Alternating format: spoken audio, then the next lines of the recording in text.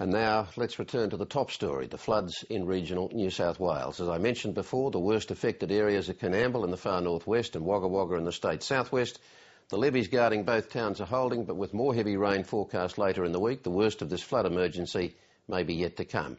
And as we saw at the start, we will now try to talk again to the Deputy Mayor of Wagga Wagga, Alan Brown. Alan Brown, is it fair to say that the first potential crisis has passed, that the water flow has peaked, the levees are holding? I know there's more to come and we'll get to that in a moment, but can you just give me a very quick summary of the current state of play there?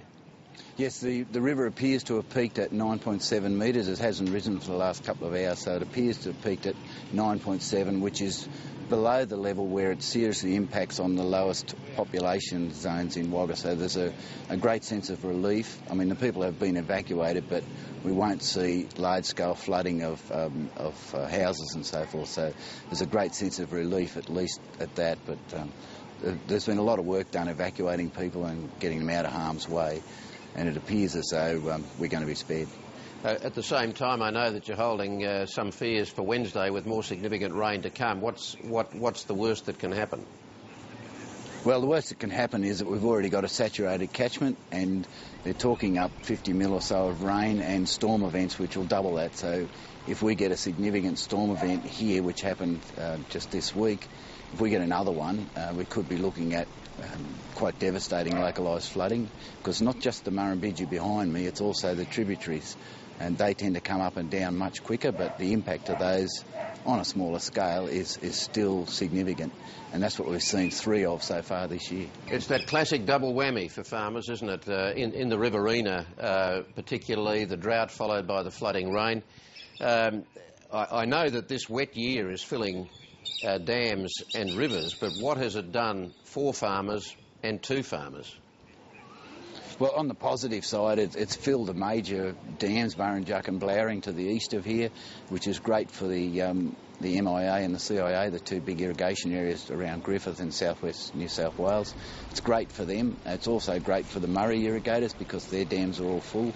The system is also, all the recharge areas are basically full now. The soil profile is full, which is great for irrigators in the coming summer season, but is very difficult for winter croppers who are now trying to harvest a crop under diabolical conditions. I mean, I've seen some absolute nightmares in the last few days with harvesters bogged and trucks bogged and machinery stuck in paddocks and people unable to get crop off, and crop being downgraded because once it's ripe, it's very, very vulnerable to weather damage. I mean, I've seen the full gamut of problems, but of course it is positive for the irrigators later in the season.